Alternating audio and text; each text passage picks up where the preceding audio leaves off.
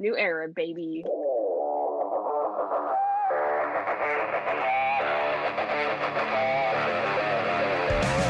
Hello, everyone. Welcome to Afterlife, episode 43. I'm your host, Sara. I'm already tired. We'll see how this show goes. Oh my god. I'm not alone. Praise the Lord.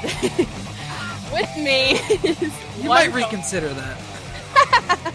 I feel like each week my openings just get worse and worse, and I just get more and more tired. I don't know what's happening. Guys, we have sound bites. I don't know which sound bites we have. I'm excited to learn as the show goes on. With me controlling the sound bites is my co-host Mike. Hello, Mike. Yay! I am here once again, giving you the sound bites because I feel like I want to be Cody this time. Everyone wants to be Cody. Cody's the best, man. How many sound bites do you have? I've got a whole app full. They're random. Are they the same ones? No. Some are, but I got some new ones that people have not heard. Oh, I'm excited. And my other co-host with me, who will probably make fun of me the entire show because he does every episode, is Shawn. Hang on a second. I'd go after Mike, too. This is an equal opportunity. You heard it here first. He hates everybody equally. He hates everyone. And now that Josh is not here, the roast of Josh, the Merc Raynor, shall begin. No, he's our producer. He keeps us on the airs. Love you, Josh. Thanks for all you do. Trying to get promoted. Just kidding. Okay, so promoted to what? I don't know. What is above what you are now? The best host. The best host? I'm not gonna lie. I think you already have that one. Woo! Oh my god. Okay. I mean, what are the options? I'm moving on. No. Hang on a second. Well, who are the options? Who are the hosts on network? What, you, Wade, and Josh? Yeah. I don't know. I guess Josh. Look. I've never listened to Talking Schmodown, so maybe Josh is the best host. It is Talking Schmodown, right? That's what his show is. Yeah, I think so. Okay, we'll bring that up. We'll bring it up later. I don't listen to any of these shows. I don't listen to SEN Afterlife. Okay. I don't listen to the Mandalorian Review Show, and I don't listen to this show. This is already a mess. We are covering this week, starting Monday to today, Friday the 13th. Friday the 13th. Oh my god! Did you just realize that now? Oh no! No, I didn't. I want to be very clear. Hang on, I want to clarify what I just said. I have listened to all those shows at some point, and they are all very good Shawn, shows. we are moving on. No, because what I said sounded really bad, and I want to make sure they're all very good. You're just trying to get me fired. I like all of those shows. They're all very good shows. I don't listen to really any podcasts outside of Collider Live. So okay. Anyway, that is why I don't listen to those shows. And I'm gonna get fired. It was nice seeing you guys. It was nice knowing you guys. Bye, Shawn. Mike will always have Into the Grid. It will just be me and Mike next week. No more Shawn. Everyone say goodbyes. Okay. Anyway, moving on. So on Afterlife, we had a few guest co-hosts that have been there before. No one super new, which is fine. Whatever. We had Winston Marshall on Monday. He came back. That trait. No, I'm just kidding. We love Winston. He's been on the show. He's been on Go Get That Rose. He's a great guy. Please come back. Please come back. He was great. He was funny. I love the thing that him and Roxy do about the phone calls. Yeah, that's all I'm gonna say. Yeah. What did you guys think of Winston? I like Winston. I like the bit where he was like, Christian, they found out why I'm here. Yeah, they found out. Oh my god. That was a good bit. Winston is a great voice to have in the room. I love Winston. Yeah. It's glad to see him back. Winston, do you guys watch SEN? Do you have time? No, I don't have time to do anything. I've only seen it once, maybe. I think I watched like the first week. I don't have time to watch it. Yeah, it's tricky to watch. I'm so far behind. Yeah, and I really like it, and I really enjoy it. Yeah, I mind the group, but it's just like there's Collider Live now, and then we got this thing to catch up with. It's just hard to do. There's so much Go ahead. I barely have time to get in my weekly Last Jedi viewing. So how am I going to watch SEN live? Shut up. We also Tuesday, Wednesday, Thursday had John Oroka. John Roca becoming a regular Horseman. Roca. I hate I want that ass. I hate you guys so much. I want to beat that ass. I want to beat that ass. Okay, so I'm just going to bring this up now since we're Roca. talking about John Roca. Shut up. Let's talk about the wedding talk stuff.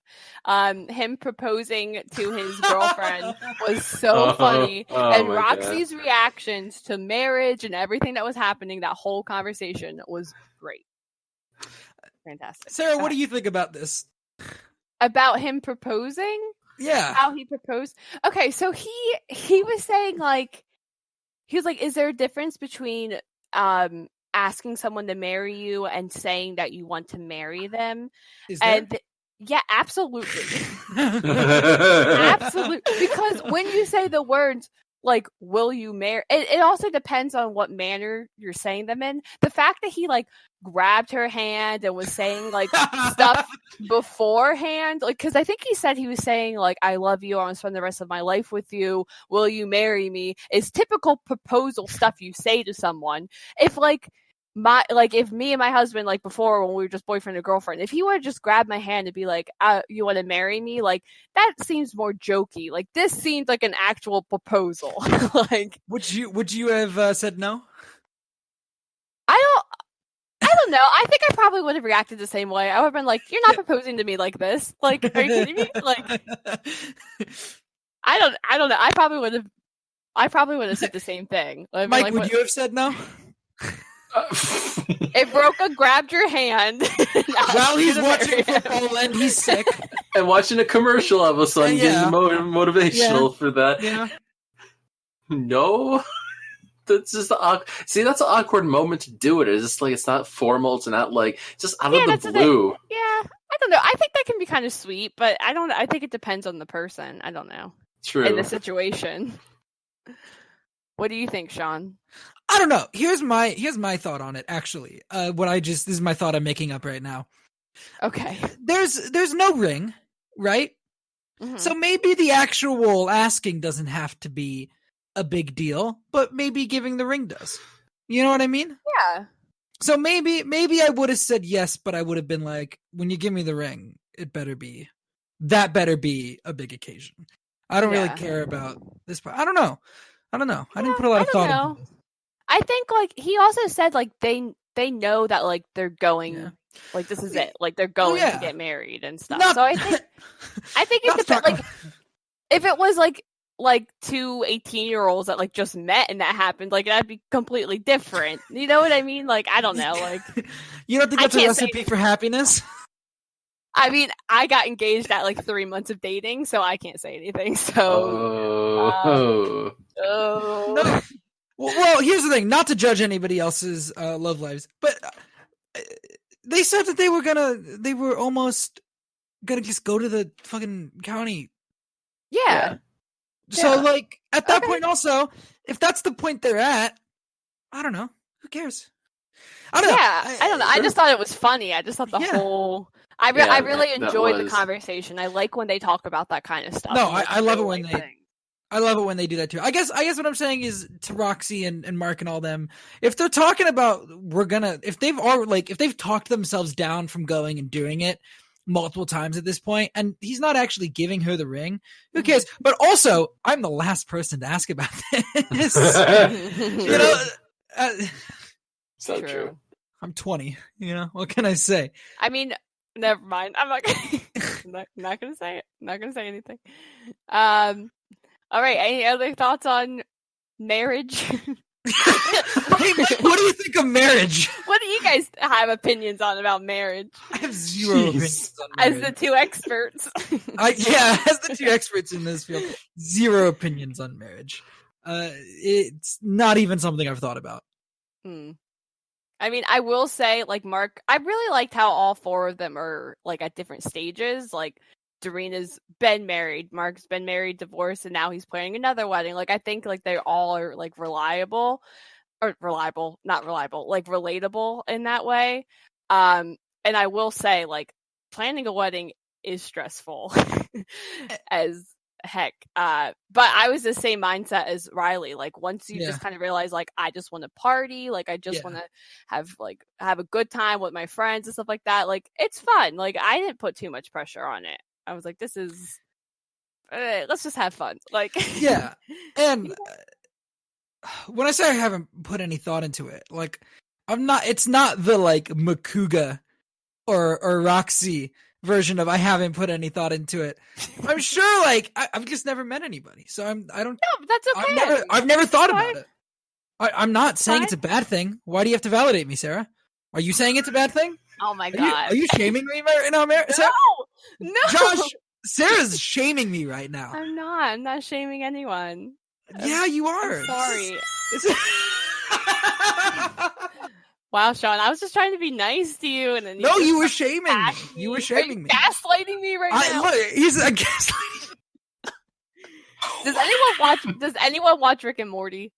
I don't. I watched the first season. It's good. I just haven't kept up. Sorry, it's just random. And the new season, they talk about gaslighting. It's like the perfect like explanation of it. So that anyway, not important. Moving on. I've been talking about gaslighting a lot in relation to Star Wars.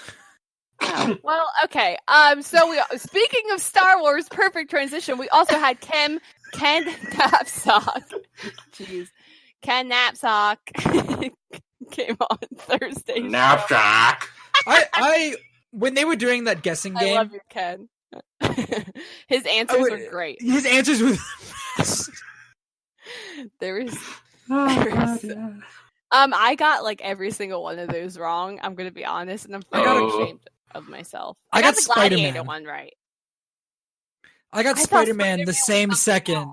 I got Spider-Man the same second that Mark did. I was like, oh, it's blah blah blah. And like, oh, I said it was Inception. I don't know why. I said Shrek was Tangled. Oh no, I got Shrek. I didn't get Shrek. I haven't seen Shrek in a while. Oh, I watch Shrek like every year, like once a year. I watch Tangled a lot. I like Tangled. I've only seen Tangled once. Tangled's really good. I think Tangled is my favorite princess movie. The music is solid. Anyway, Ken is always fun. I like that he came back. Mike, did you get any of the music? Way to just skip over Mike, Sarah. Oh my god. Fine, I'll be over here by myself. Gaslighting. How dare you, Sarah? I'm your co-host. You're neglecting me. Mike, did you get any of the music? Why does Mike sound like a Southern grandmother? You did that last time when I said, "Oh, bless your heart," last time. Yeah. Oh, bless your heart. Yeah, because you sound like a Southern grandma. Oh my god, this show is off the rails already. It's like always off the rails. Yeah, I was gonna say, is it ever on the rails? I always try and keep it on the rails, and you guys just go crazy. And I'm so tired that I can't do anything about it. Well, maybe if you didn't skip over Mike. Mike, yes, I got some, but not all of them. All right. Anything else? All right, I'm moving on. So we also had Perry on today. I love Perry. Perry's great. She's good. Perry shows Mike and I's love of Power Rangers. So yeah. Did you guys see? Speaking of Power Rangers, did you guys see that they're rebooting it? Yes. Breaking news, guys. We'll talk about it first. I don't know about that. All right. Yeah. I don't like the premise. Yeah, there's a supposed premise. What is it? That they travel back in time to the 90s. Oh, God. It's like a time travel flick. Yeah, it's like Back to the Future. They get back to the present, and yet they become Power Rangers. It could be really good. It's one of those ideas that, like, I hear it and I think, man, if this is executed perfectly, this could be like the Spider-Verse of Power Rangers, you know? But also, it could go very wrong very easily. Like, when you think of what Spider-Verse did, there's so many ways that could have gone wrong and that could have not worked. So, I don't know. It doesn't fill me with excitement. Like, if they'd been like, we're doing a sequel to the 2017 movie with the same cast, that would have been like, yeah, I'm excited for that. Yeah. But with this, I'm like, I don't really have a feeling about it. Mm-hmm. Sorry, Mike. What do you think? Yeah, what do you think, Mike? You were spot on, Shawn, because I showed him it and I was like, I don't know. The premise looks so weak, and it's like a time travel one. Are they really doing that? And I mean, they're trying to make it more kid friendly because the other one wasn't so kid friendly. It was more dark in tone and kind of gritty. So I was like, so.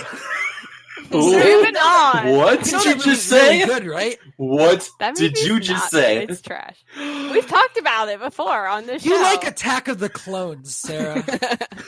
Jesus Christ. I do like Attack of the Clones. So, right, moving on. That says all you need to know. Anything else?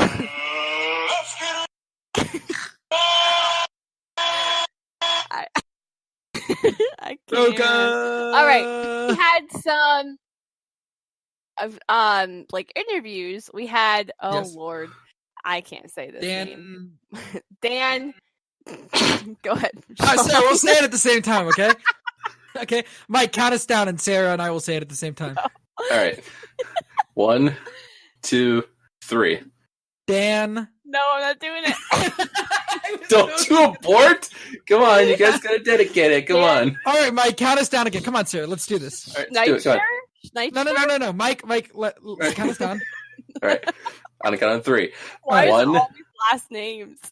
2, 3. Dan. Sarah and I were both ready to throw each other under the bus. Dan Schechter? Shawn, why does it feel like that thing that like Will Ferrell and what's her name, Kristen Wiig do when they're like trying to finish that, you know, that skit, like they're trying to finish each other's like sentences at the same time? No, you know what I'm talking about? Have you ever seen the Golden Globes thing where they're like announcing the Golden Globes yes. and they're just making it up? That's what it feels like. Where to say Red Rising British accent. And Justin Long promoting their movie After Class. Yeah. What do you guys think of this interview? I can't remember it. I can kind of remember. Oh, okay. It sounded interesting. Let me actually look this up. This movie up. Let me look at the Rotten Tomatoes score. Let's do this again. Oh, here we go again. 89%. 89%.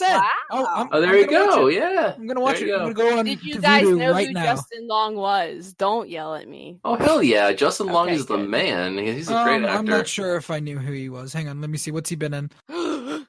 He was on New Girl.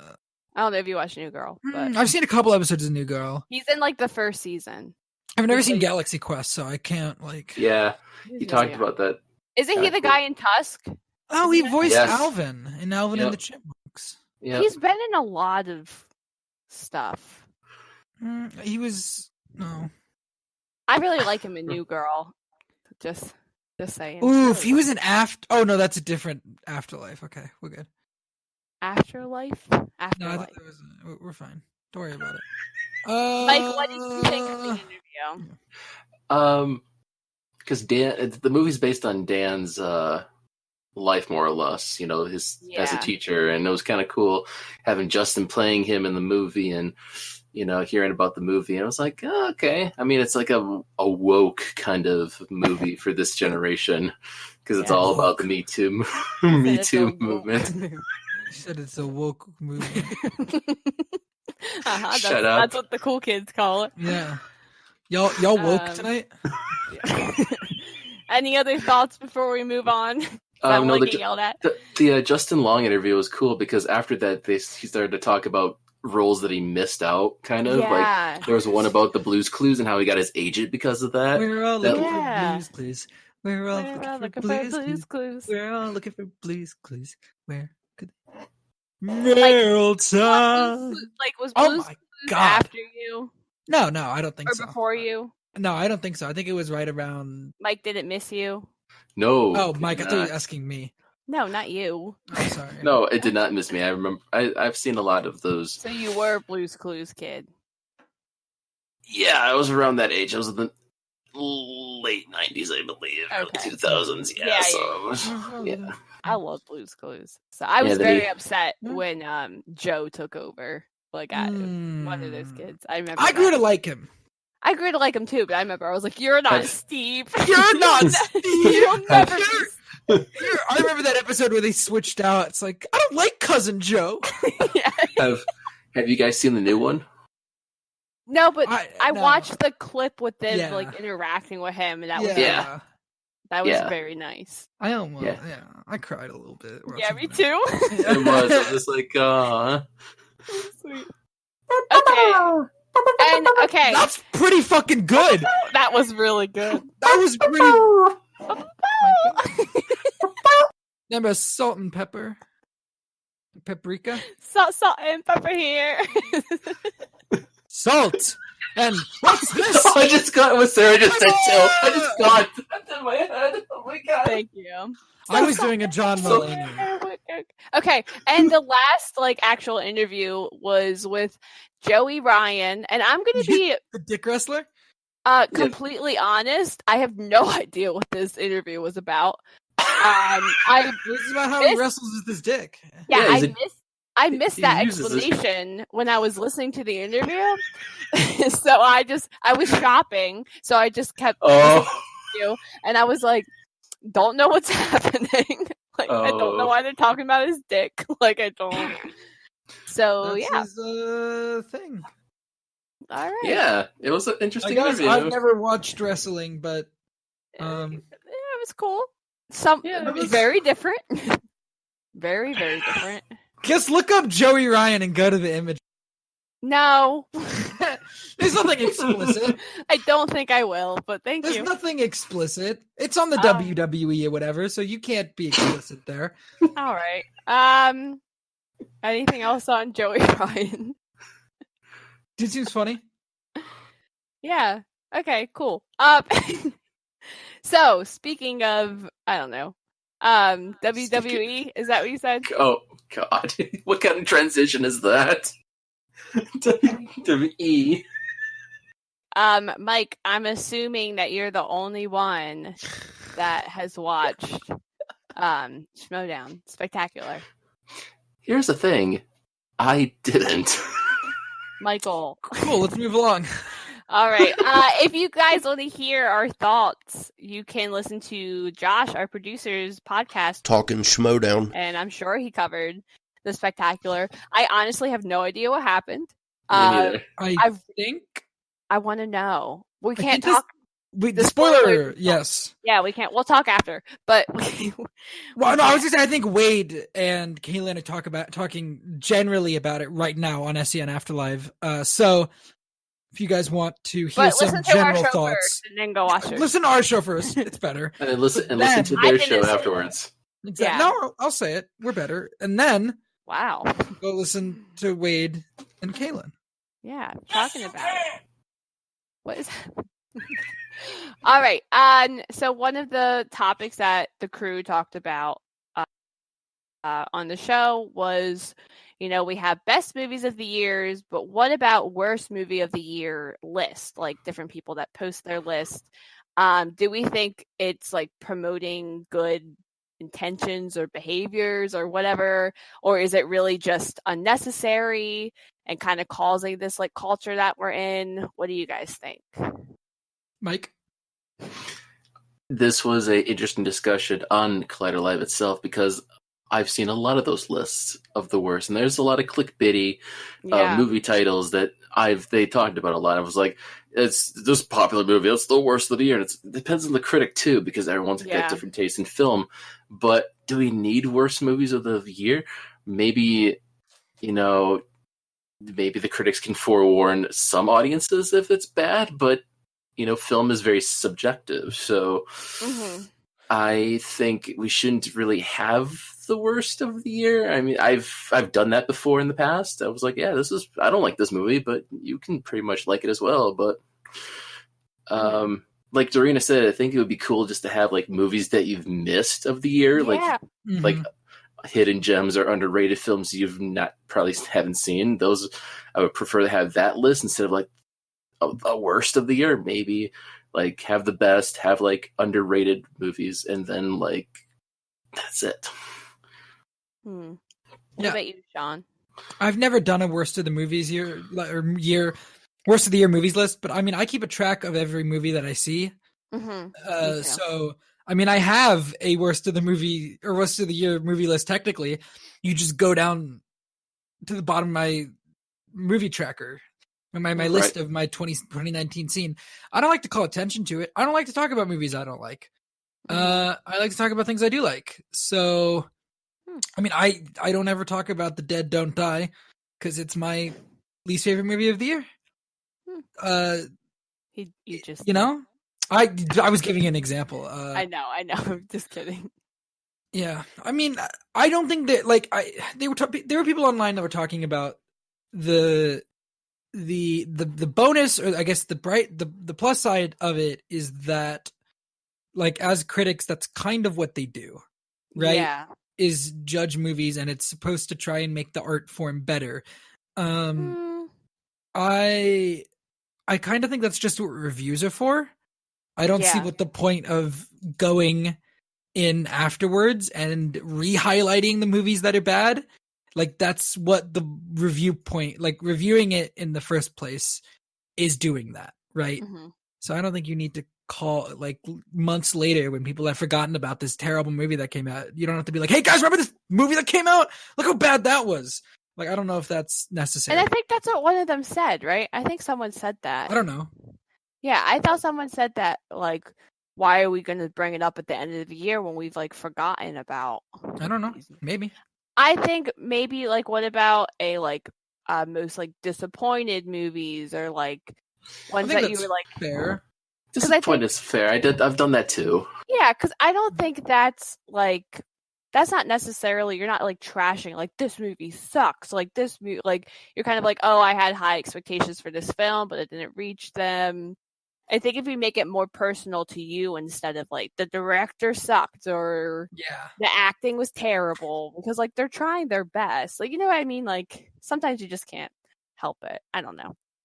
But yeah, I just think, like, maybe it is better that a lot of people just don't, there isn't a worst of the year list. I don't know. Maybe I'm kind of indifferent. I don't know. Whatever.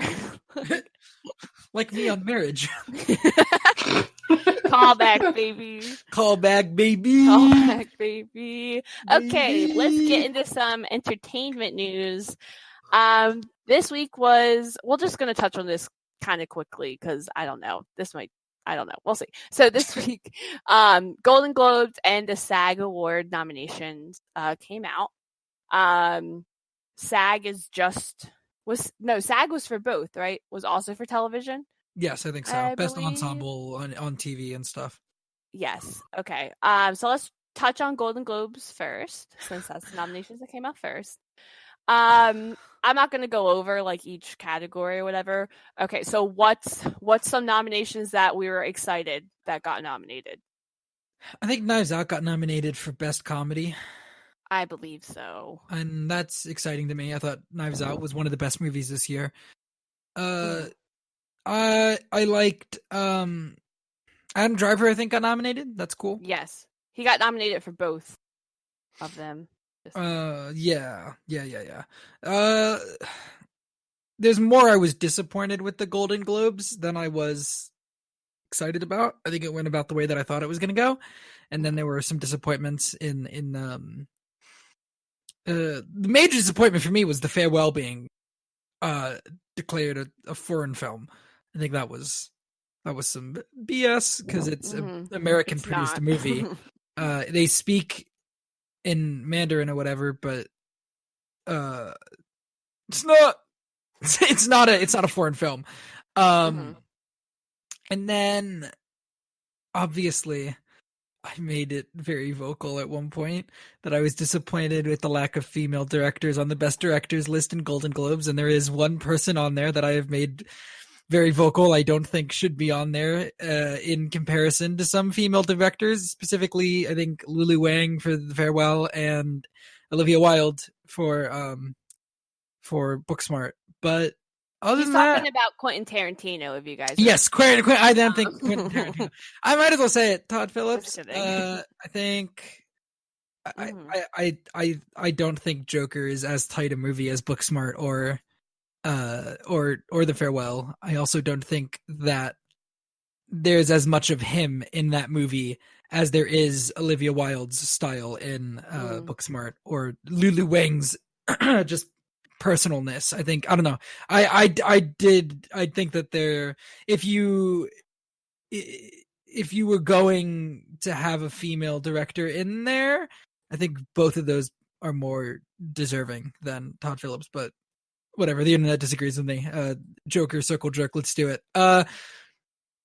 SAG Awards, really disappointed that Joker got the stunt ensemble nomination over John Wick 4. I didn't see 3. I didn't see John Wick. Confusing. No, that makes no fucking sense. But congratulations, I guess. I feel like the Joker stunt team should be thinking, what the fuck? You know? Yeah, it makes no sense. Anyway, sorry, I just took up so much time to get hated on by the internet. What's up, Mike? Sarah? Save me. What about you, Mike? What are some things that excited you? What's some yeah, exactly. That did not. Why is he laughing? Oh my God! Who the hell cares? Okay, well then I'll give my opinions. All right. I don't know. I guess I don't really care. I don't know. Honestly, like, I'm so over award shows. Like, I guess I really only care about the Oscars, but even at that point, I'm like, who cares anymore? Like, I don't know. I just want Adam Driver to win everything. Honestly, like, yeah, I think this year, I don't know. I think the Golden Globes is hard because they do split up best comedies and best drama, which is like weird. But they give more recognition, kind of, not really, whatever. I'm very happy that Rocket Man got Best Picture and Best Actor. I'm championing him. I want him to get the Oscar nomination because I think he deserves it, and I think he gave a better performance than Rami Malek. I've said it. Someone else said it on Afterlife. I think he deserves to win if Rami Malek won the Oscar. Just saying. Hot take. But wait, does he deserve to win over Adam Driver or Joaquin Phoenix? That's a different question. But you're saying that if Rami Malek won, then he deserves to win. But with the people that he's up against, that's a different story, right? Well, who was Rami up against last year? What was that, 2018 Oscars or 2019 Oscars? 2019 Oscars. Yeah, the 91st Academy Awards. When it comes to Best Actor, he was up against Christian Bale as Dick Cheney. I was literally going to say Christian Bale. Yeah, Bradley Cooper, Star is Born, Willem Dafoe at Eternity's Gate, and Viggo Mortensen. Viggo Mortensen in Green Book. Yeah, it should have been Bradley Cooper. It should have been Christian Bale. Cooper. Christian Bale was also great as Dick Cheney. But it should have been Bradley Cooper. Just based on him directing, writing the music. But that's not what you're judging him for. You're judging him for acting. He also got nominated for directing too, right? Or no? No. He might have gotten nominated for. He got nominated for Best Adapted Screenplay. Okay. Yeah, but I think they look at what? I'm sorry. The Best Adapted Screenplay for Star is Born is hilarious. It's like who it's credited to. It's Eric Roth, Bradley Cooper, and Will Fetters, based on the 1954 screenplay by Moss. Oh, I saw that. And 1976 screenplay by Joan Didion, John Gregory Dearn, and Frank Pearson, based on a story by Robert Carson and Willem A. Loman. So long. Because it's a remake of a remake of an original film. Remake. So that's why the story is so convoluted because it's so. I don't know, because Rami was up against good performances. Yeah. I don't know. I don't think he's gonna win. I would have nominated. I think he gave a good enough performance to at least be nominated up against Adam Driver and Joaquin, because he's actually sang and danced and acted his little heart out, and I think he deserves it. If Emma Stone won for La La Land, which I fucking love Emma Stone, so I love her. We'll get to that question later. Like, if she won for doing all three of them, I think he should at least be considered. Anyway, he also got a SAG award nomination. So yeah. But wait, so my question still is, if he's up against Joaquin Phoenix and Adam Driver, and I don't think he'd win. I don't think. But not who do you think would win? Who should win of those three? Oh God, I don't know because they're all. Do you want me to say who I think? Adam Driver. I think it's Adam Driver. I just think Adam Driver's role, since it's the more human role, is a tougher one to do. I think it's all more three real. movies require different skills, like different acting skills. Yeah. So what do you? So who should win? I don't know. Because I mean, let's be real. The race is between Adam Driver and Joaquin Phoenix. But like, in that case, I want to say Joaquin. I don't think Joaquin would win, but I want to say Joaquin. But also, like, I don't know. That goes into a whole different conversation of like Marriage Story and the way it's structured, and like you sit in the room, you play the game. If it is those three people, who would you vote for? Not who would win. Who would you vote for? I already said Adam Driver. Mike, who would you vote for? Fuck. You fucking help me, Mike. You help me, or I swear to God. I swear to God, Into the Grave will be hell forever. I would honestly, Adam Driver. Okay, Sarah, answer the question. Who would I vote for out of those three? Out of those three. Out of those three, pick one. Sit who do you think? Play the game. I don't like this. I'm not in the room. Pick one. Just pick one. We are in a room technically together. Yes. Say it. Taron Egerton. That's who I would pick. All right, fine. That's fair. Yeah. Because I know Adam Driver's going to win. So no, but it doesn't. I'm not saying Sarah, who would you personally vote for? I would. Fuck. It'd be Adam Driver. Okay. Moving on. It'd be Adam Driver. Any other thoughts on Golden Globes? Or let's talk about the TV a little bit. So Watchmen was. I'm sorry. I just thought about Kit Harington getting nominated. Yeah. Okay. It's the funniest fucking thing I've ever. It's the only Golden Globe nomination. Like, it didn't get Best Series. Like, McQueen.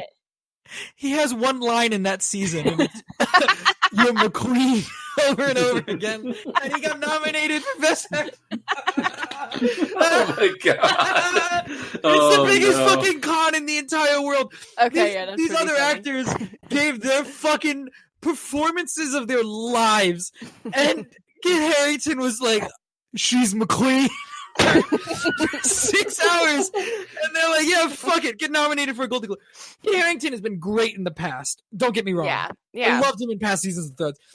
They fucking finally nominated him. Yeah. It's not even that he's not the best. I wouldn't even call him a lead actor in the season. I would call him supporting. To be honest, he doesn't do anything. It's that end scene. It's the scene with him and Tyrion. That's a really good scene. You think that's what they play when like they're announcing? Yeah, like when they show the to clips. Be. Yeah, you're right. That's when he talks the most. Or it's the scene when he kills Dany. Spoiler alert. Yeah, but that scene's not good. The scene with Tyrion is really good. Yeah, but I would also feel like that is Peter Dinklage like carrying. No, he was the only. I don't think he's because when you look at John for the SAG, he's nominated for the SAG award. John just looks destroyed in that scene. Yeah, it's a great. That is a great. I remember watching that, being like, he is acting. Yeah, like his finally. Oh my God. Yeah, he's sleeping the rest of the season. At least Cersei didn't get nominated for standing in a window for 6 hours. When he's walking like through the town, like seeing the aftermath and stuff like that, that is great. Like there is some really good stuff. Yeah. But it is the fact that he's the only one, and it's only probably like a half hour out of 6 hours, like him actually doing stuff. Like, that is kind of. He did yell at a dragon, Sarah. Don't forget. I did forget. Right? He yells at the dragon in the Battle of Winterfell. Why is the guy that plays the Hound not nominated? He's the best actor. No, he was really good. His scene when he faced his brother was really. He's my favorite. He's my favorite. Peter Dinklage not nominated. He's nominated for a SAG, not a Golden Globe. But what about? No one takes the Golden Globe seriously anyway. They all got nominated for Emmys. Literally, the entire cast got nominated for Emmys. Okay, like they're fine. Like they will act again. Well, yeah. Kit Harington's gonna be in a Marvel movie. Who? Kit Harington's gonna be in a Marvel movie. Yeah, he's gonna be Black Knight in Yes. Any thoughts about? You're the only one watching Watchmen, right? Any thoughts It's about the best. Well, we'll see getting tomorrow shut or Sunday. If it lands on Sunday, it's the best television show I've ever watched, and I have not caught bullshit up. that it got shut out. It's insane. It's absolutely insane. Yeah, it's insane. I don't even know what else to say.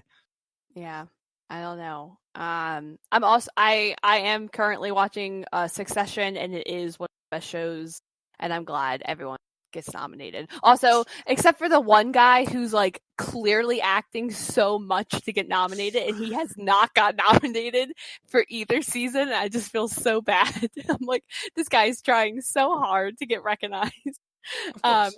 Any other thoughts on award shows? We know Mike loves the award shows, as his sound bites have proven to us. Nope. Right, okay. Moving on. We're going to talk about some trailers. I watched all of them right before the show for time. So here's some fresh thoughts. Oh, I still haven't seen In the Heights.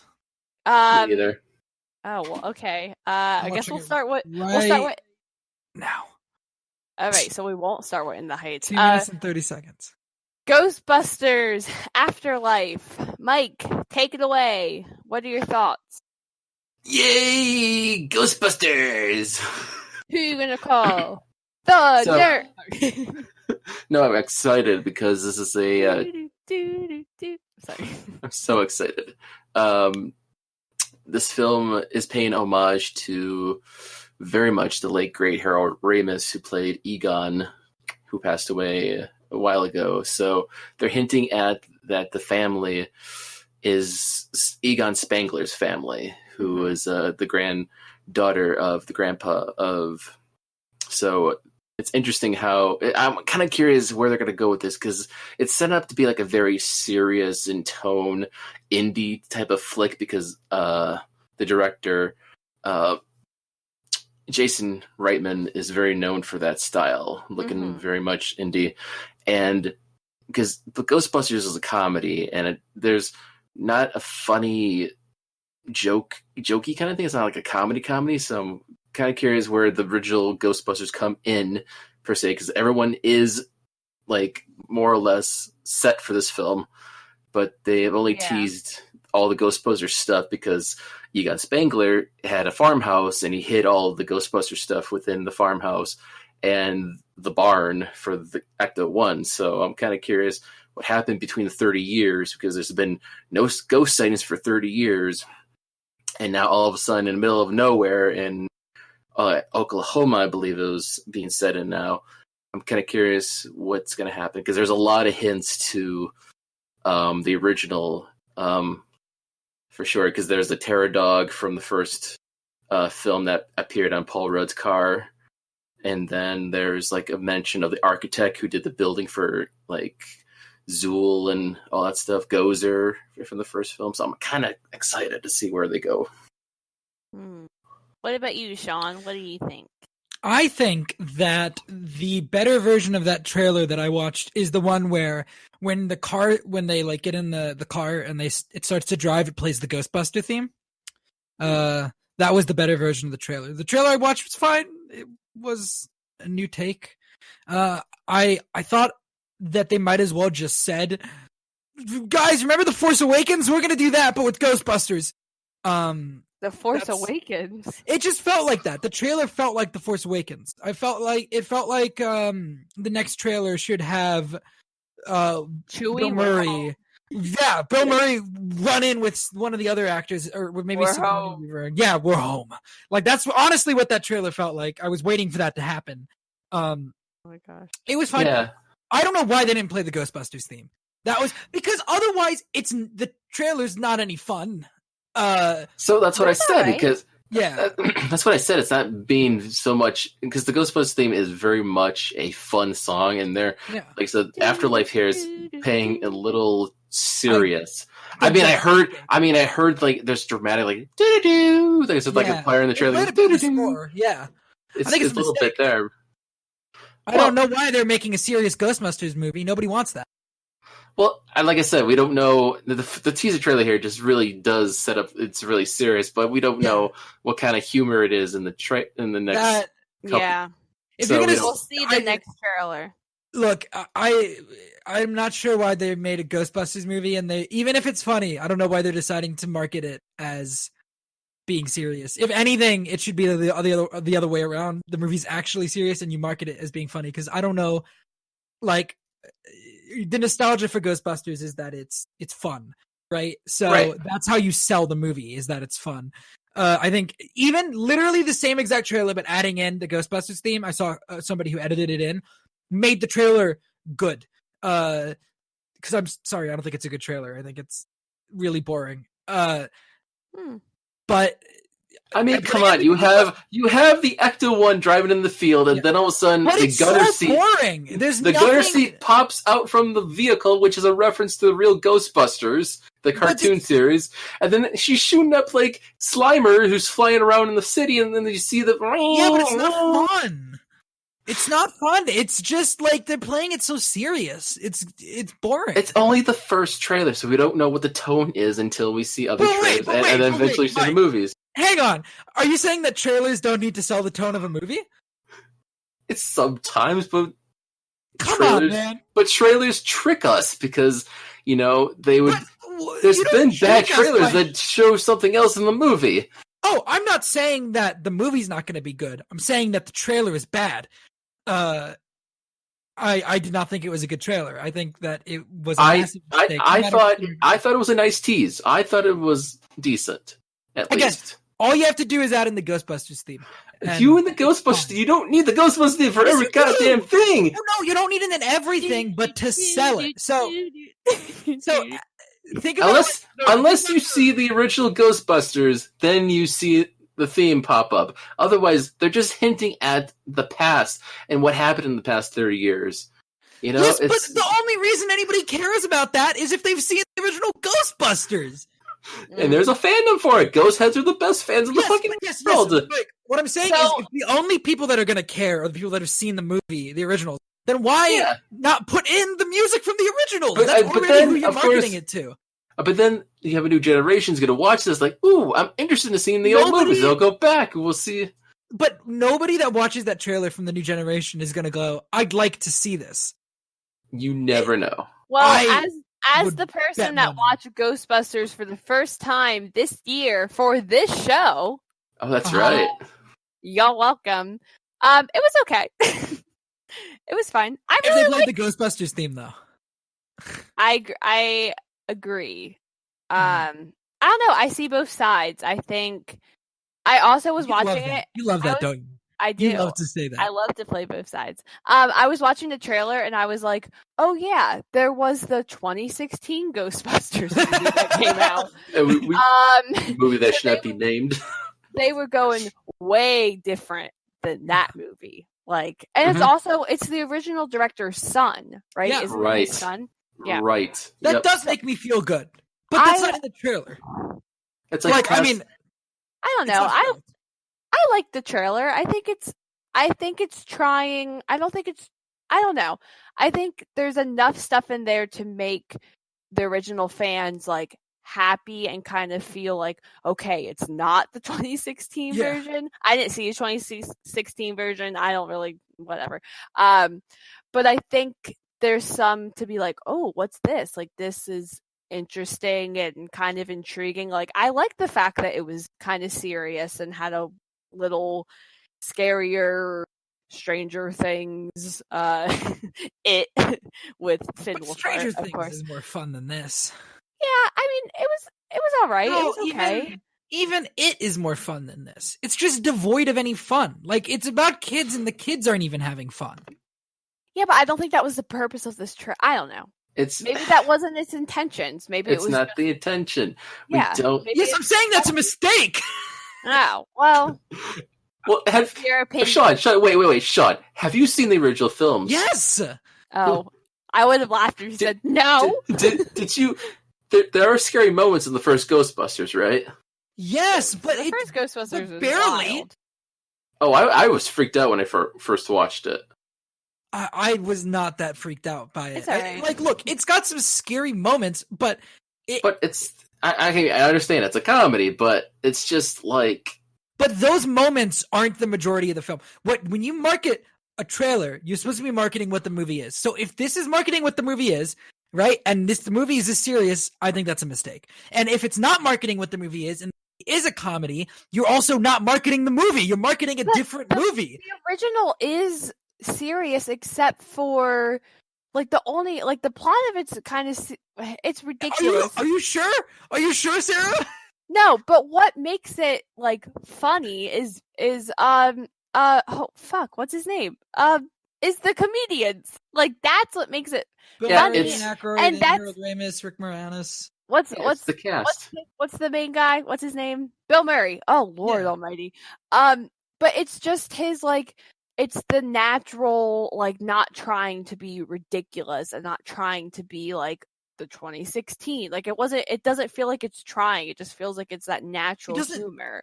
But they market in a trailer. Like it's hard to market just natural like funny. No, it's not. Yes, it is. Because you can take it the wrong way. You wouldn't want to market this as a comedy nowadays. Like comedies nowadays are different than comedies were in the 80s. And it so did not the do tone well of the trailer for would the be different. 2016 for them trying to market like a comedy. It did not do well at all. Again, maybe because they're all women, but you know. literally put in the Ghostbusters theme at the end. It becomes 10 times more fun. You don't need to market it as a comedy, but just put some I agree. fun in there. They should have put the song in. There's no fun in that trailer. All right, we can go around in circles, and we probably will. Any last thoughts? We have different opinions on the trailer. You know, I didn't. I actually, the first time I saw it, didn't hate it. And now thinking about it, I'm just like, I don't like He's playing devil's advocate. I see. You know what was better than Ghostbusters? Definitely another movie that was set in the 80s. Wonder Woman, 1984. 84. I'm gonna start. I want to start. Okay. Go. I always go last. I just want to start. Okay. No, talk. I love this trailer. I absolutely love this trailer. I hated the original Wonder Woman trailers. I thought the trailers looked really bad. I thought the movie was going to be terrible. I absolutely loved Wonder Woman. I think these trailers are great. I was pumped watching it. I have no idea what this movie is going to be about, but I'm intrigued, and I was like, oh my god, that looks so cool. So I'll watch it. As opposed to the first one where I was like literally dragged to the theater because I did not want to see this movie. What did you get? I was going to say, for the first one, I didn't see it until November of that year when I went to go see Justice League because they were doing a double feature. Okay. The only reason I saw it, because I just hated Batman vs. Superman. I hated Suicide Squad. I don't like Man of Steel. So I was like, I guess Wonder Woman burned me. And I love that movie now. I just think the ending kind of... Yeah, the third act. Yeah, it's understandable. But this movie, I started the trailer and I was like, it just felt so good to be reminded that DC knows what color is again. Yeah. Yes. Because I love that first Wonder Woman movie, but I was rewatching the No Man Land scene, which is amazing. And so good. And I was like, that would not be better with color because like I think the lack of color in that movie makes sense. Mm-hmm. Yeah. But with this one, seeing all the bright colors and seeing Steve Trevor back, but without telling us anything about why he's back. I can't wait to see what the reveal with that is because Patty Jenkins says is very important to the story, and it was a big moment for them. So. I hope that they don't tell. No, dear God, if they reveal it in a trailer, dear God, I would be like out of here. I don't think they will. I mean, there's theories based upon in the trailer that they're hinting at, but that might not be the case. Mm-hmm. I teared up a little bit when in the trailer he gives her the watch. Because that's what happens at the end of Wonder Woman 2017. Yeah. He gives and then he goes and dies. So he gives the watch of the trailer, and I was like, oh, okay, you're back. I got really emotional at that bit. Wow. Pedro Pascal looks great. Yes. I didn't realize it was him. Yes, he does.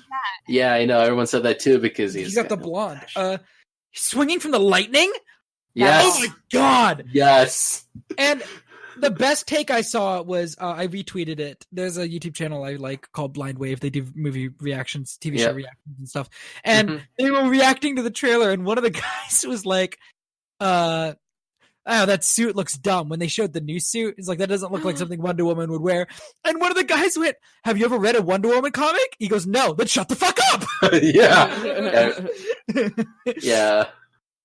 Yeah, the suit looks great. I love it. Yeah, that's the Kingdom Come suit, which is 2019 is or not 2019 2020 is going to be a great homage to Kingdom Come because Crisis also has. They also had Kingdom Come Superman. So it's kind of cool. It's tying into that's a great story. So, have you ever read a Wonder Woman comic? No, shut the fuck up. No, I'm excited for this. It looks great. I'm a sucker for anything set in the 80s, but I love how they used New Order's Blue Monday for the sound music in the background. It was such a good a remix score of it. Set you right in the mood for 1984. I mean, and also the mall scene, which is everyone's like, "Oh god, it's Starcourt from Stranger Things." No, but oh man, I'm excited for this. I fucking love it. Yeah, I'm super excited, and I'm actually really happy that I'm excited about Wonder Woman. I don't know if Shawn had time to watch it, but we're talking about it. I watched it while Mike was talking about Ghostbusters. All right, in the Heights trailer, Alex was super excited. I'm going to be honest, I don't know anything about this musical. I know Lin-Manuel Miranda wrote it. It was his first one. It won the Tony.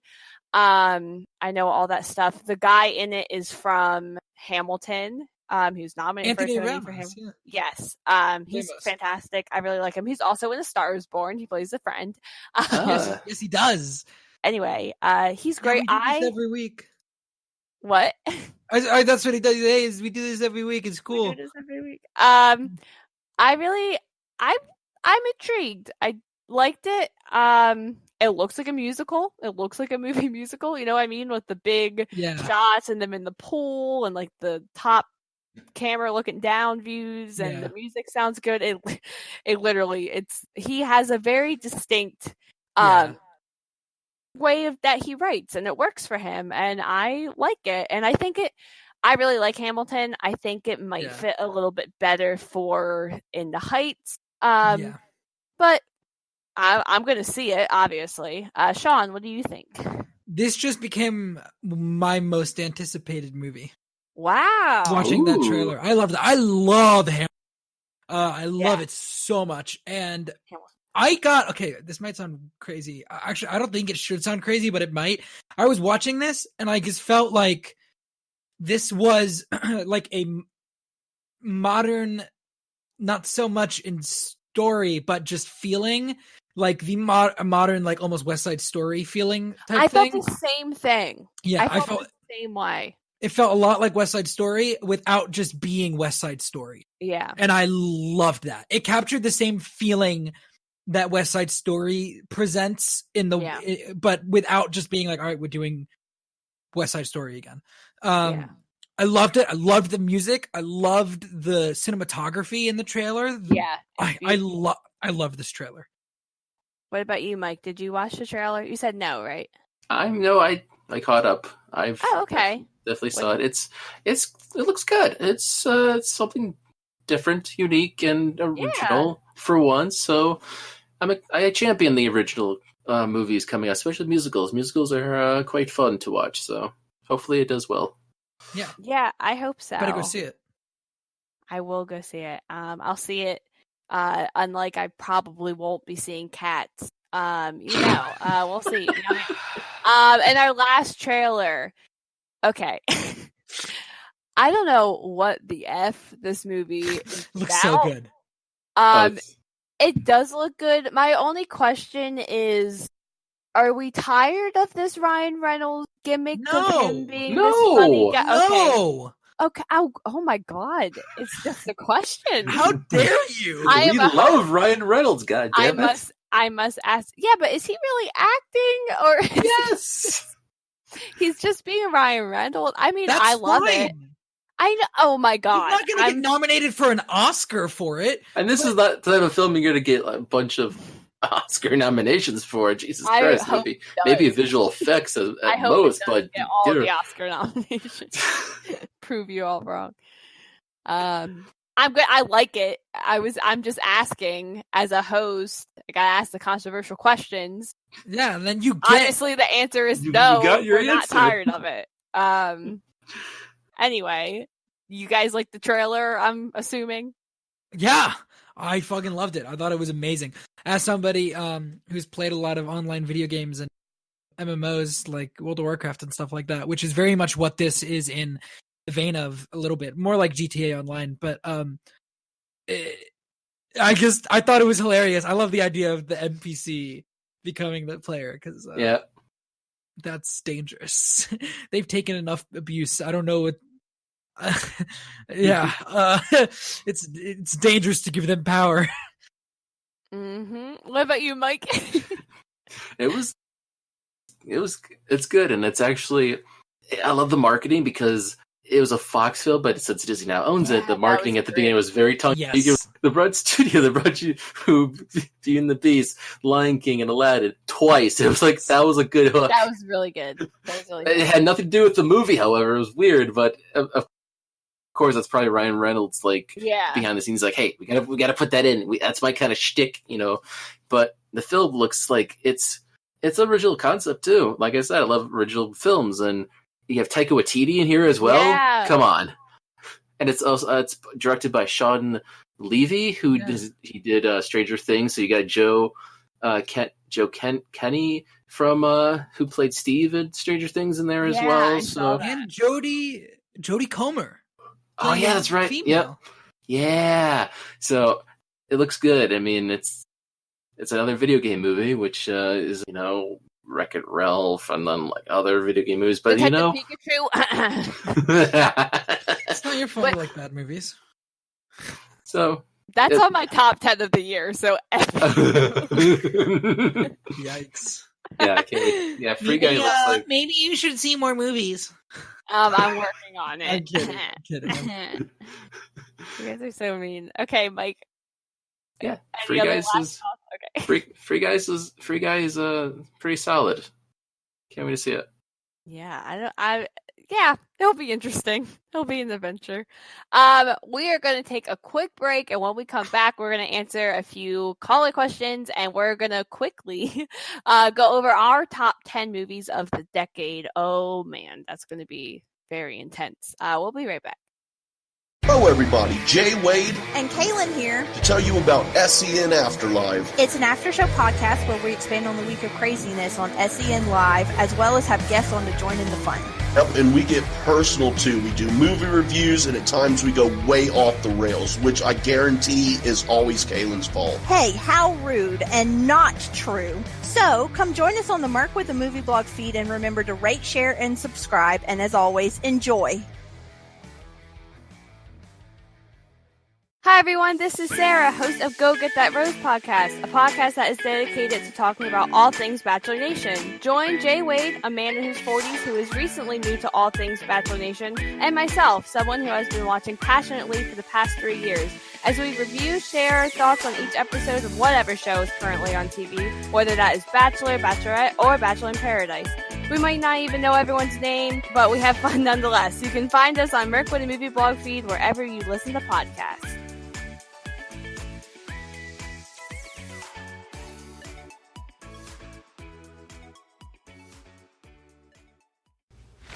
Hey there, Schmodown fans. This is Josh the Merc Rainer, and I am here to tell you about my show, Talkin' Schmodown. Whether it's Andrew Guy getting hit with a chair, John Roca screaming, "Outlaw!" or the emotional retirement of the Shire Wolves, I talk about it all. So you can catch me right here on Anchor and all the other major podcasting platforms. So, as I ask every episode, are you ready to talk Schmodown?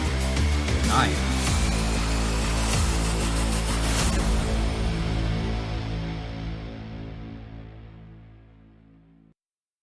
And we're back. Anyway, we're back. Let's do some caller questions. Okay, I kind of alluded to it earlier. One of the questions they brought up, I think Dorina brought it up, is actors you would love to interview or / you would be intimidated to talk to. Mine is Emma Stone. I don't know what I would lose my mind. I don't know. There's so many, and actually any human, like any actor. I feel like I'd be like Cody. Like I don't know what I would do. I'd be like, hello. What about you guys? Mike? Shawn? Okay. Adam Driver, Daisy Ridley, or Mark Hamill. Yep. Any three of them, I would just shut down. Yeah. Yeah, okay.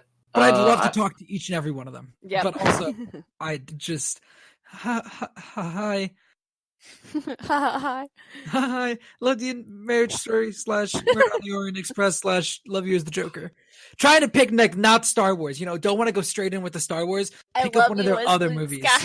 I love you as Luke Skywalker. Oh my god! I had a poster of you in my bedroom as a child.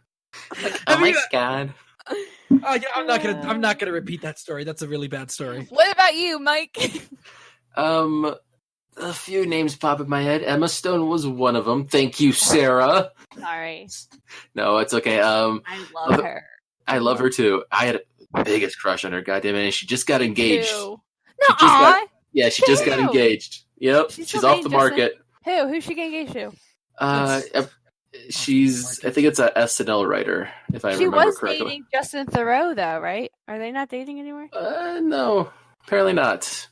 Yeah, I read that. I was like, Garfield, and I'm super upset that they're not together. Oh, please. Anyways, I would be so nervous regardless of the person I'm talking to. So I would be like, if it was like Harrison Ford, Ryan Gosling, or like Charlize Theron, or anybody really. But it's I'm really a shy person at first when talking to people, so I'm just like, hi. Yeah, honestly, any celebrity I'd freeze up. Ryan Johnson. Directors 2 actually would be a good one too. God, like J.J. Abrams, I would be kind of shy with. Like I feel like directors I wouldn't be. Like I don't know. I mean, if Steven Spielberg, I was talking to Steven Spielberg. Like made tons of great movies. I'd be like, I liked when you did Jurassic Park, and I liked when you did Ready Player One a little bit. I mean, we could talk about that if you want. And... Are those your movies that you like? I don't know. Those are his only Steven Spielberg movies. With Ryan Johnson, I'd just be like, I love The Last Jedi, because I feel like he needs to hear that. I feel like he needs to hear that. Not ironically. You'd have to say like not ironically or anything. Yeah, no, I fucking love it. Yeah, I'd give him a whole personal story about why I love the movie. I feel like he needs that. I feel like enough people are very mean to him online. I agree. All right, let's move on. I just found this. They're talking about they're going to go do karaoke this weekend. Do you guys have a go-to karaoke song? Did we talk about this before? I feel like we did. No, I have not. I do not have a go-to karaoke song. Me neither. I can feel it coming in the air tonight. Oh, man. Oh, Lord. What is this? In the Air Tonight by Phil Collins. Oh, yeah, okay. That's the one I go to. Oh, Lord. I don't know. My husband sang "Lose Yourself" at karaoke, and that was oh man, that was very with one of our friends that was like drunk because it was her 21st birthday, and she was like, "Yeah, it was a very interesting experience." Anyway, no, I don't have one. I don't know. I'm too scared. You guys suck. Karaoke. I love doing karaoke. I always go with whatever something. So I don't know. I'm trying to think of stuff I've done. I've done like Crocodile Rock. Like I do like older stuff. That's a good one. Yeah. I would want to do what's that song "Bitch" by You know that one, slap a bitch, I'm a mother. Oh, dude, yeah. that's a deep cut from the 90s. Yeah. That's good. I love that song. That's good. I think it was like Meredith. Yeah. I forgot her last name, but yeah, that's and any like a lot Alanis Morissette. The Wanna Know or whatever that song is. Anything Disney? Yeah. Yeah, that's always a good choice. I mean, go ahead. I've done Ain't No Mountain High Enough. That's a good one. That's a classic. Ain't no mountain high. Yeah, you need to have like a fun song that people are like singing along with you. Yeah. Like, because I know people that will do it and it's just like a performance. Nah. And that's okay too, but it's kind of like, okay, like I want to like join in with the fun. Like I don't need you to like show off all your like runs and stuff. Like, okay, like that's and just me. If nobody's done it yet in the night, it's a law that at some point somebody has to do Sweet Caroline. Oh yeah. If nobody's done it yet, you have to be the one to do it. That is a good one. Yeah. Some good. All right, here's a story about karaoke. I went on a cruise after I graduated high school. Okay. And I went and did karaoke every night, and every night the same guy came and sang Mac the Knife. Every night. It was like a 5-day cruise. Every night this dude came to the karaoke lounge or whatever and sang the same song. I also, while on that cruise, did a thing, they called it Rockaroke, which is just karaoke with a live band playing. That would be awesome. It was awesome. I did Counting Stars, Ooh. One Republic song. That was awesome. Yeah. But that was really cool. That'd be Anyways, fun. yeah. There's my karaoke stories. Yeah. That'd be a lot of fun. And we were talking about In the Heights, and that was one of the caller questions yesterday. Musicals that we'd like to see adapted into film. I don't know, this one's kind of tricky because I feel like there's a lot that are being adapted and have been adapted. I'm stealing one of them. I would like to see Company. Okay. And we are getting the one I want, Merrily We Roll Along. Yes. Hopefully that's still getting made. I'm not sure. We'll see. What about you, Shawn? What's your answer? Well, Hamilton. Yeah. Well, me too. Hamilton, or I just want to see Phantom done again, but done well. I really like the Phantom movie. No, I like it too, but it could be better. Oh yeah. Absolutely. I'd like to see it done better. Oh, I want to see Beauty and the Beast, but I want it to be the Broadway version because the Broadway version is great. I want the Broadway songs in there with actual Broadway singers because that's what it was supposed to be, but then they cut all the Broadway songs, and I don't whatever. They should keep the original Beast song though, because the original Beast song is really good. The one from Evermore. the remake. Yeah. Yeah. It was great. If there's only one song like to put in there, Evermore. I think Evermore is just like Evermore. I feel like if people think about Beauty and the Beast, that remake, and any contributions it might have made to, they go, oh yeah, Evermore. Yeah, it's Evermore. I think that's a major contribution to, I guess, the Beauty and the Beast canon. Sure. What about you, Mike? Do you have a musical? Actually, throughout high school, there was always a production of Urinetown. Yes. I always wanted to see an adaptation of Urinetown because it is like it does a parody of musicals. I would love to see a musical parody of musicals. So that would be kind of cool to see. Yeah, that'd be awesome. So, Sarah, AVPM. I think I remember like. Oh my god! What? Oh my a Harry god. Potter musical. Yes. I would lose my mind. Oh my god. Me and My Dick. I love Me and My Dick. Holy my musical god. Batman. Yeah. Yo, Me and My Dick is so good. Everyone go watch that. Musical Batman. They're all really, really good. Yeah, that production. The Aladdin one is really good too. Yeah, that one too. Yep. Oh my god. Hold on, I just I haven't thought about Me and My Dick in so long. I saw it. It's Me and My Dick. I saw it listed. I was like, "Ooh, Me and My Dick. That'd be a good one." Oh my god, it's so good. Yeah, Star Kid Productions. I tell you, they do great stuff. They're still doing stuff. Yeah. Oh yeah. Go For watch sure. yourself. Definitely The Harry definitely check Potter them out. musicals Are I think about them daily. Like I honestly Yeah. think about those 3 Harry Potter ones like every Hey, day. dragon. Hey, You don't gotta do. I think I like the second one better. A Yeah. little bit more. The second one's really good. It's Anyway, that's gonna be our next podcast. We're just gonna talk about those musicals over There and you over go. again. Okay, so let's get into the top 10 movies of the decade. So we're doing exactly what they did on the show. We're naming one movie from 2010, 2011, whatever, up until this year. So I think we decided it's kind of like favorite / best / kind of like what they did on the show, like personal opinion, rewatchability, whatever. Yeah, this is going to be interesting. Is everyone ready? Do we all have our list?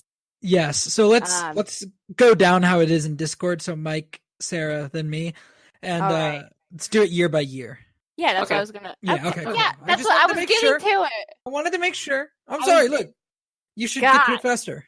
All right, so 2010. Go ahead, Mike. What's your 2010 movie? My 2010 film is Tron Legacy. Oh, okay. Really? Huh. Yeah. I've never Yeah. seen it.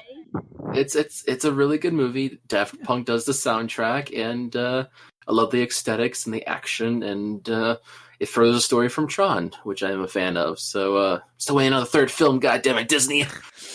I really Good like pick. that movie. That is a good pick. It is.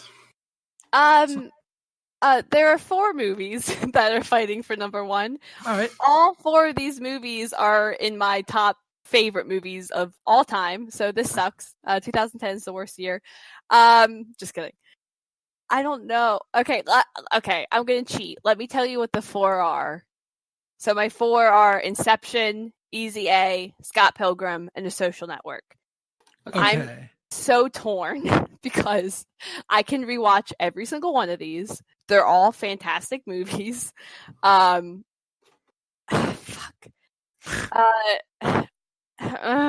It's shit. I don't know. It's got to be Inception. It has to be Inception for me, just because I think if you're gonna go technically, I think it's done a lot, and it was definitely like kind of an achievement. But I think you can say that about a lot of them. So I don't know. Let's go with Inception for now. Go ahead, Shawn. All right. My 2010. It's Social Network. Okay. Well, Okay. I feel better that. Yeah. Yeah. Okay. I love Social Network. Yeah, all right. It's great. 2011.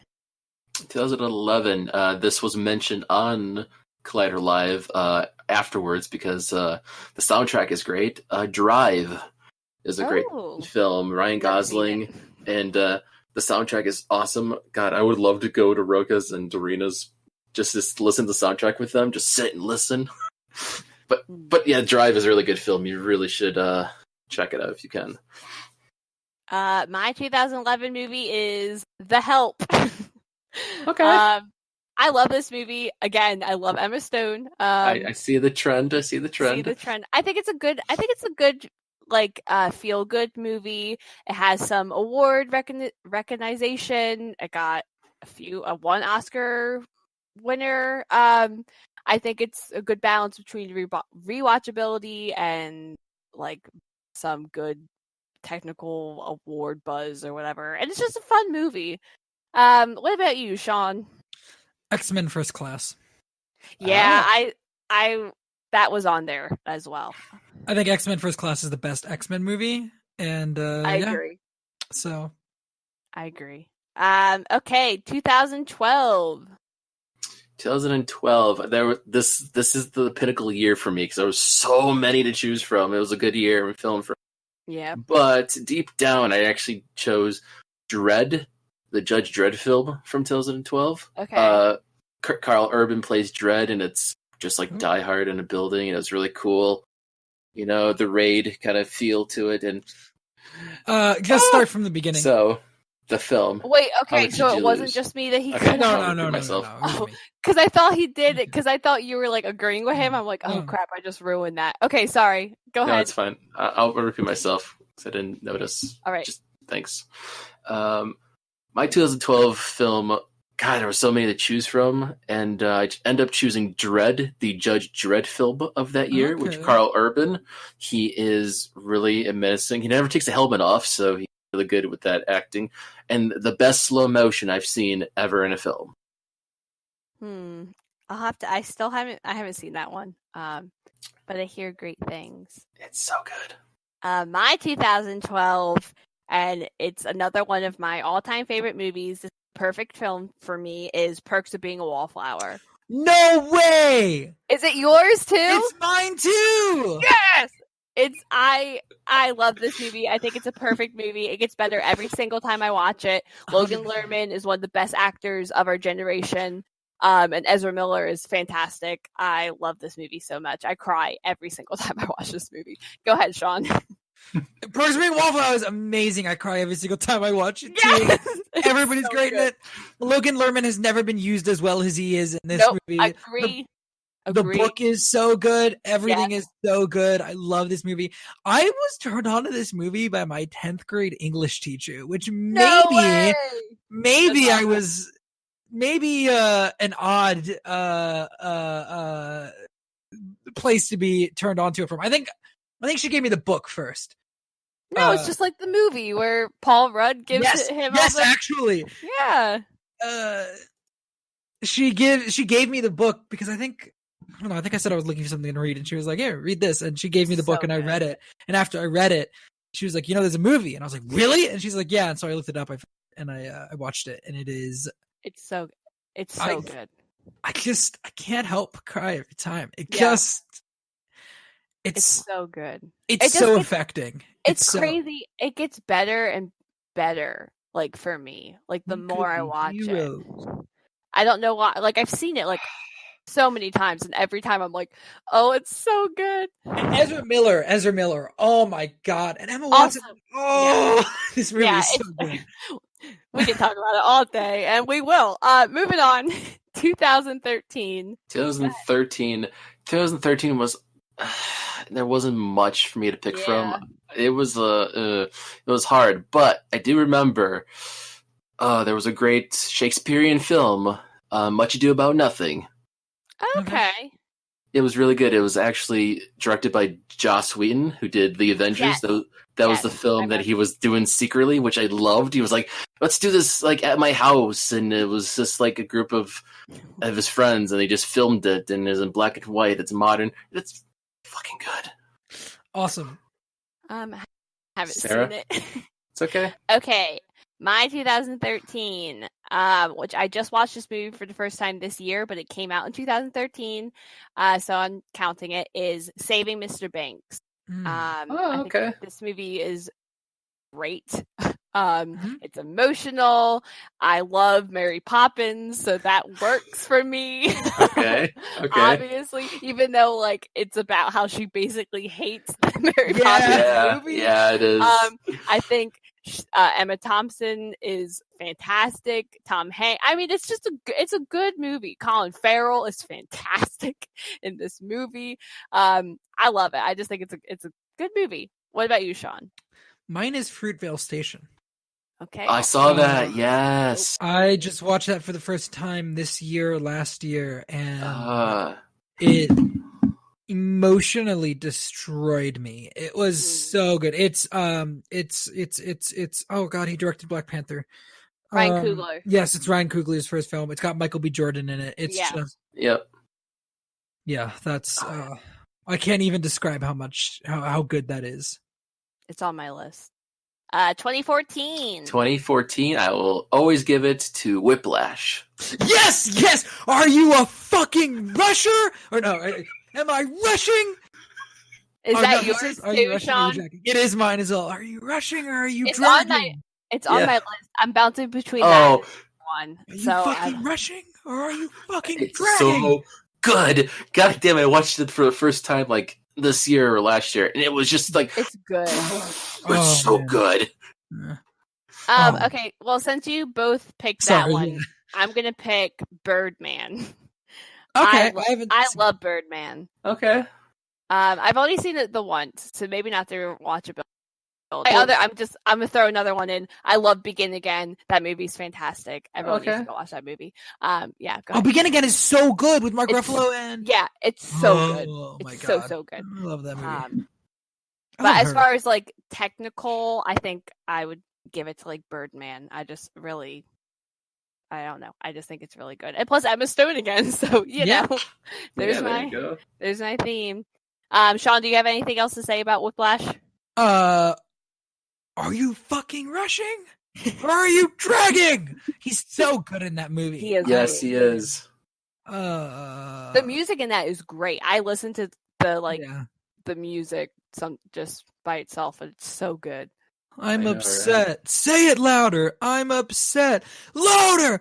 I'm upset. Oh god. And Miles Teller, is that who is? Yeah. Yeah. Best performance. One of his best performances. So good. That movie's so good. 2015, baby. 2015. 2015. I'm going something a little bit different that's not been talked about. It's Guy Ritchie's The Man from U.N.C.L.E. Ooh. I also haven't seen it. I haven't seen it, but it's one of Guy. It's really good. It's very. I mean, Henry Cavill. Henry Cavill's in it. God what damn the fuck? What? Henry Cavill? He's not. Is that Harvey Keitel? Harvey Keitel, yeah. Thank you. People will enjoy that from now on because I fucked up my name. He was great. Yeah. Anyway. Yeah, so it's really good. It's a good spy film, and nobody ever talks about it. It's really stylish. Yeah. Yes. And Alicia Vikander, who I love. Yeah, it's like got a really cool like 60s style to it. Like very, very stylistic. One of Guy Ritchie's best of. Okay. My top movie is Ex Machina. Ooh, I haven't seen it. Oh, it's so good. It's also a perfect movie. Oscar Isaac is incredible. I mean, all three of them are so good. Yeah, it's the perfect movie. Shawn, go ahead. I could not choose one. I have three. Really? Yes. The Force Awakens. The Big Short. Okay. Have you guys seen The Big Short? Yes, it's very good. I watched it again for I love Adam McKay. And The Martian. Okay. Yeah. Force Awakens, obviously Star Wars, come on. It's amazing. It gave us Kylo Ren, gave us Adam Driver and Daisy Ridley. Please. The Big Short is just so good. And The Martian, I mean, it's so funny. It's so good. I read the book. It's amazing. I love it. Cool. All right. 2016. I have a 2016. It's going to be the same. 2016, people. I said this before on the podcast. Sing Street is something you guys need to see. I know. Sing Street is amazing. It's great music. It's a great coming of age story. It is the same director who did Begin Again. Yes. Oh, okay. And Once, right? Didn't he also do Once? Yes, if I'm correct. Yeah. So if you want an incentive to go watch it, that's your incentive to go watch it because it is that good. I love the music in it. It's really good. Highly recommend it. My movie is The Edge of 17. I'm surprised, but also amazing. I really enjoy that movie. I think I watched it for the first time this year as well, and I was just blown away. It's really funny, and pretty relatable. Yeah. For like a high school movie. Shawn, why are you surprised? I thought it was going to be the same as mine. What is it? La La Land. Oh, because of Emma Stone? Yeah. Emma Stone, yeah. I thought about that too, but I was just like... Wait, do you not like La La Land? I mean, I do, but it's not... Sara! Do you not like La La Land? Okay, I need to rewatch it again. Oh my god! Well, no. Let me tell you. I had like a midlife meltdown after watching this movie. Was it just so affecting? Basically because I was like, I was an actress and I gave it up, but if I didn't give it up, I could have been like her. Yeah, it was bad. Like I had a mental breakdown. So I don't. That's why it's so good. It's so effective. Yeah. So I don't I love the music, and I obviously love Emma Stone, and she won her Oscar, baby. I'll revisit it. I promise. Any last thoughts on La La Land? Mike? 2017, baby! Yay, 2017. There was also a bunch of good films from that year as well, but the one that I kind of popped out at me, and I actually just watched it recently again, is The Florida Project. Oh, I want to watch that. God. Mike, I haven't seen any of these movies. I'm surprising you people. I'm giving you movies that you need to check out because they are so good. I know. I'm grateful. The Florida Project is Willem Dafoe is in it, and set in Florida, of course. It's so colorful, and the story is like very personal level. It's down to it's between a couple of people who live in a hotel, and it's about a hotel life. They live near like Disney World, and it's just like so touching. I kind of cried. That's up my alley. I gotta watch it. Sorry. Go ahead. I was gonna say, Sarah, what's your 2017? Oh, okay. I want to see if me and Shawn have the same one. I don't know. My 2017 is a movie that Shawn has claimed is the best Edgar Wright film, which is not. Baby Driver, baby. There was a couple other movies, but I think I ultimately went with Baby Driver just because I'm gonna rewatch it more. I just think it's put together very well, and it's something different that Edgar Wright did that like we haven't really seen with his other stuff. So he kind of like took a chance, and all the like car driving stunt and stuff like that is just amazing. Oh, yeah. So yeah, it's really good. Okay, so me and Shawn do not have the same movie. Okay, so you set the standard, Sarah, with 2010. So again, I have two movies in 2017. Yeah, okay. The first one I feel like is obvious. The Last Jedi. Moving on. The second one, Call Me by Your Name. I also haven't seen it. Call Me by Your Name. Really? Oh my god, that movie's so good. That movie is Timothy Chalamet and I love him. and Armie Hammer. Armie Hammer, yes. It's it's amazing. I can't even put into words. Has anybody else seen that movie?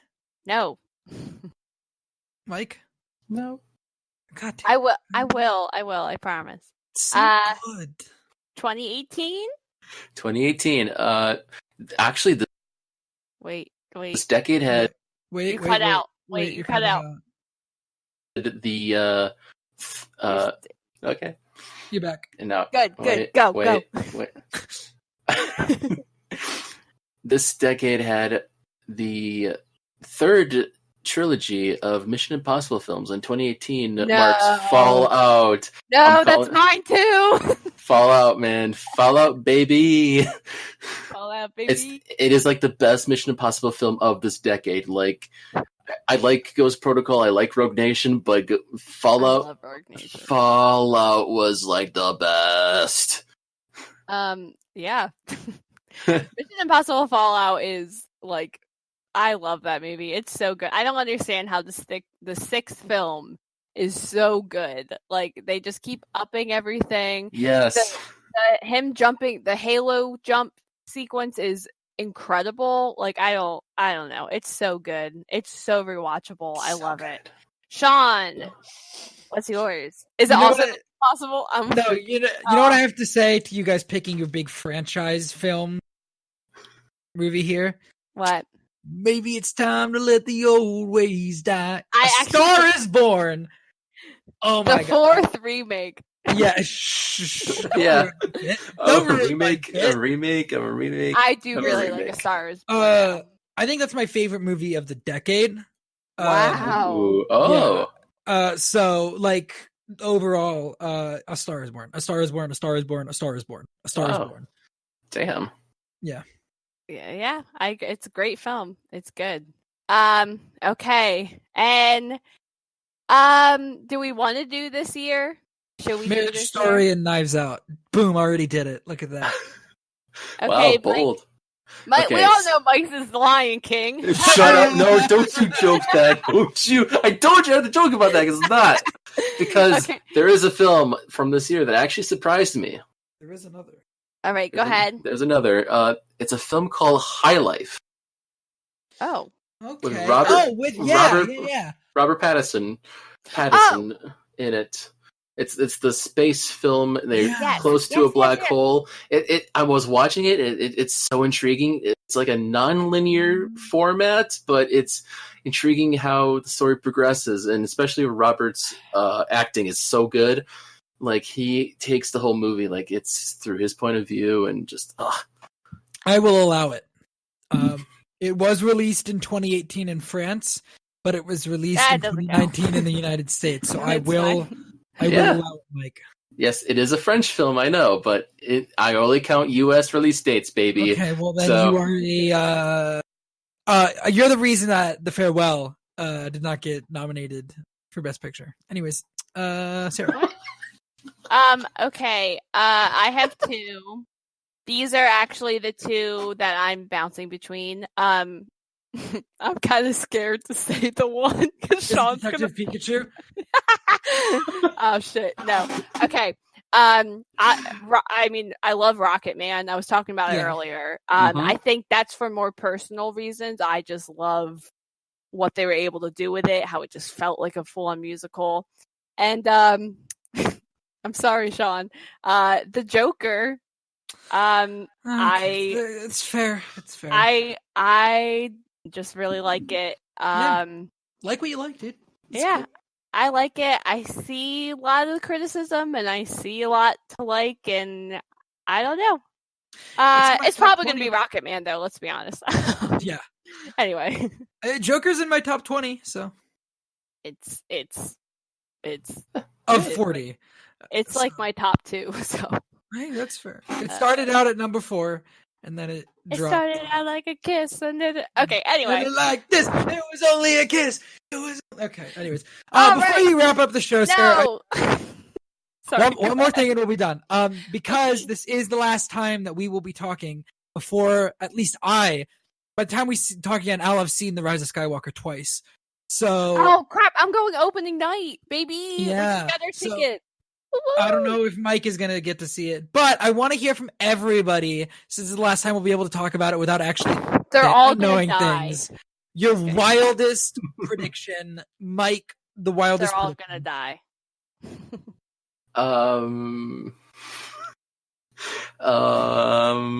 Baby Yoda shows up. The Mandalorian comes Jar out Jar of nowhere. Binks shows up. And saves the day because Adam Driver goes to the light side. Jar Jar Binks brings Adam Driver to the light side? The Emperor's ass. Yes. Jar Jar Binks. Yeah, there you go. Joke. Oh my god. Got it. There you go. Yeah. And then they bring back everyone, Jabba the Hutt is now like a Force Ghost, and I don't know. Salacious Crumb comes back. He's also a Force Ghost. The Mandalorian shows up. It's a crossover. No one saw it coming. The Ewoks return. The Ewoks. Oh wait, I have breaking news to share with people about Star Wars. Okay. So we watched the Mandalorian episode tonight, and then my husband's like, we need to watch The Last Jedi because we're watching all the Star Wars movies, watch Rise of Skywalker, whatever. So I'm like, okay. And my husband goes, oh, we can watch this because you're not going to think the Porgs are cute anymore because of Baby Yoda. And I was like, that will never not happen. I cry. I literally cry tears when I see these Porgs. So we get to the scene with the Porgs, and I look at them and I'm like, oh no, they're not cute to me anymore.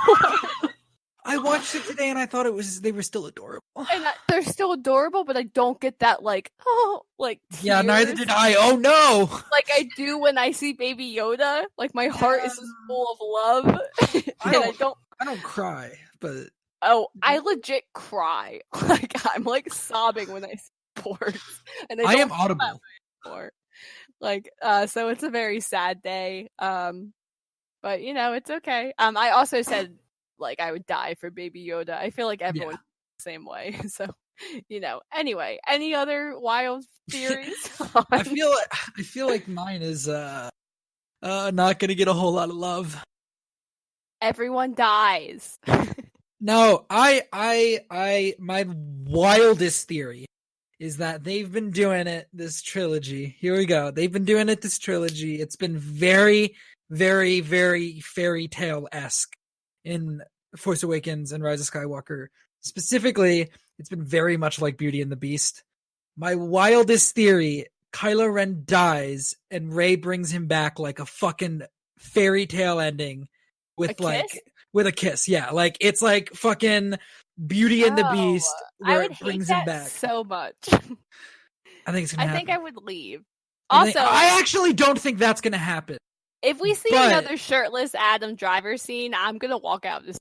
I do think they're gonna kiss, but I don't. I do think they're gonna kiss, but I don't think it's gonna be like a fairy tale thing. But they've been doing it so hard. They've been going hard into the fairy stuff. Well, in Force Awakens and The Last Jedi. There's no way he's not gonna be redeemed. Oh yeah, it's stupid or die. Yeah, yeah. Oh, I think he's dead. Oh yeah, he's dying. It's his arc. He's gonna sacrifice himself. I think it's dumb. I think killing him is the stupidest thing they've ever done. Yeah, it's they'll dumb, do it. But whatever. But yeah, that's my thing. I think they go. I don't think so, but I think the wild theory that I can come up with is they just say, "Fuck it for a fairy tale." Oh my god. No, that's not what happens. I'm wrong, Mike. You just fixed it. Chewie dies, and Rey gives him the fairy tale kiss of life. And then Baby Yoda pops out. Baby Yoda pops up, and Baby Yoda, who's grown up now, Baby Yoda is the one that gives Kylo Ren the kiss of life. Got it. No, we find out that the Mandalorian takes place after this. Oh my god! We all just thought it took place, but it actually takes place. Holy shit! Mm-hmm. You're right. Yeah, I know I am. Spoilers, guys. Sorry, didn't mean to spoiler The Rise of Skywalker for everyone. Okay, any last thoughts about anything? Anything at all? All right, cool. Mike, where can the people find you? People can find me on Twitter at Mike Mixtape. Shawn and I do a Power Rangers podcast called Into the Grid. You can check that out at anchor.fm/Into the Grid. We also have a Twitter known as @GoIntoTheGrid. And Shawn, where can people find you? You guys can find me on Twitter at Shawn_AFK or crying behind my local movie theater on Thursday the 19th. Yeah. I hope for everyone's sake that this movie is good. Because I can't. I don't know what I'm gonna do. I do not. I'm muting everything. I can't. I'm unironically have no idea what I'm gonna do with the rest of my life. If it is bad, I don't think I could emotionally handle them bringing these movies back just to give it a shitty ending. Yeah. Well, you can follow me not tweeting about Star Wars, because I won't be doing that, on Twitter at SCBOC, so SSEABOCK. And you can find this show and more. We have a lot more shows at the Merc with a Movie Blog feed on Spotify, Stitcher, Apple, Google Play, Anchor. Just go to Anchor. So much easier. And you can find the episodes on YouTube at Merc with a Movie Blog channel as well. That's going to be it for us here. We will see you next week after we all survive. I don't know if Mike's going to see it, but after we survive watching... I probably won't. I don't know if I'm going to Skywalker. Hopefully everything will be okay. Bye! He said, I don't know if I'm going to survive. I don't know.